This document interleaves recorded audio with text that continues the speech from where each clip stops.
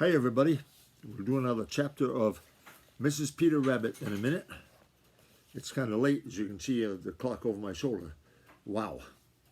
Well, hello to Jackson, Matthew, Marjorie, Emma here in Maine, Malia and Lucas in Missouri. Let's see. To Kai Ming and Rukai in Washington State, to Hope here in Maine, Dylan in Maine, Lucas in Maine, the Maine Lucas. Friends Leslie and Mary over in England, to Ezzy and Indy in Oklahoma, to Kayla in Maine, and let's see, to Sylvia, Macy and Lillian in Maine, Happer and Judson in Maine, Kaden and Xander in Maine, Evangeline and Isaac in Rhode Island, Mabel in the country of China, Oliver, Madeline and Wyatt way out west. They moved to different places back and forth, so all I can say is out west. And Alex in Passadumkeag, just north of Old Town. There. Hi, everybody. Now, let's see. Chapter 10. Peter Rabbit almost decides to return home. I have no doubt that you've been told how timid folks are sometimes bold. That's by Peter Rabbit. In all his life, Peter Rabbit had never been so disappointed. Here he was in the old pasture, about which he had dreamed and thought so long, and in reaching which he had had such a narrow escape from Hooty the Owl, and yet he was unhappy. The fact is, Peter was more unhappy than he could remember ever to have been before. Not only was he unhappy, but he was in great fear, and the worst of it was, he was in fear of an enemy who could go wherever he could go himself. You see, it was this way. Peter had expected to find some enemies in the old pasture. He had felt quite sure that fierce old Mr. Goshawk was to be watched for, perhaps Mr. Redtail, and one or two others of the Hawk family. He knew that Granny and Reddy Fox had lived there once upon a time, and might come back if things got too unpleasant for them on the Green Meadows, now that Old Man Coyote had made his home there. But Peter didn't worry about any of these dangers. He was used to them, was Peter. He had been dodging them ever since he could remember. A friendly bramble bush, a little patch of briars, an old stone wall near was all that Peter needed to feel perfectly safe from these enemies. But now that he was in danger wherever he went, I'm going to read that sentence over again. I put a word in that wasn't there. But now he was in danger wherever he went, for he had an enemy who could go everywhere he could. And it seemed to Peter that this enemy was following him all the time.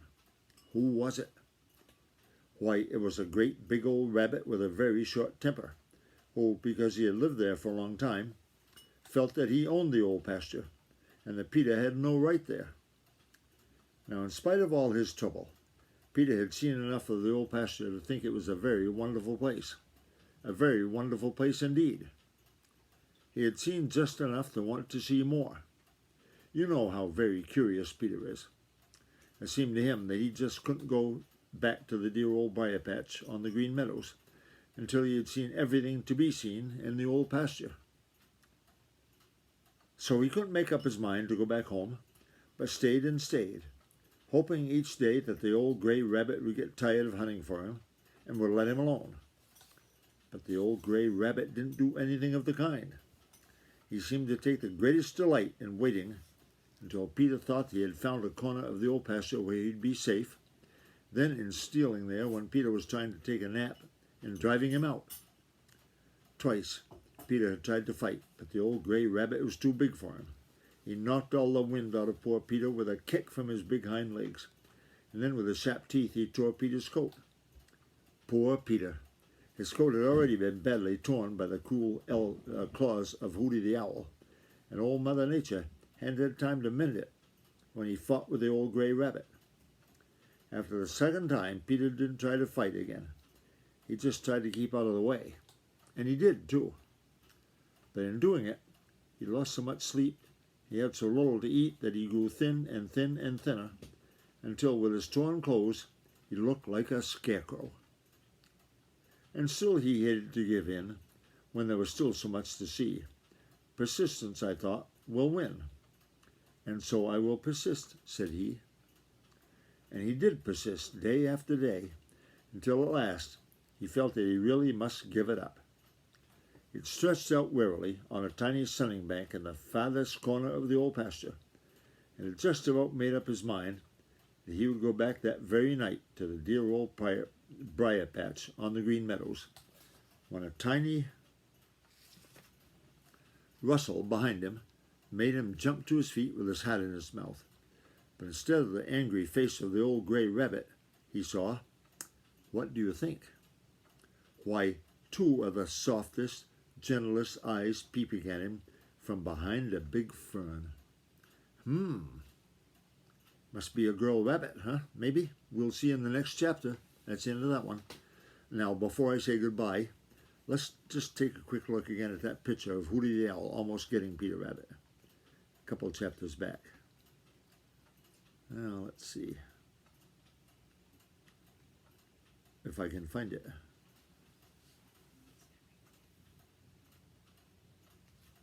Aha, almost there.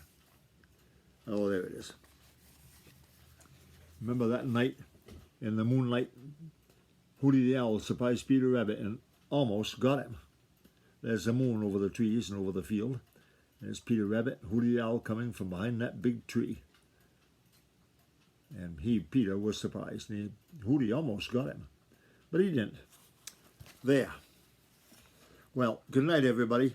As you can see, it's, well, around 7:30 by the clock. So we'll read another chapter tomorrow. Bye-bye.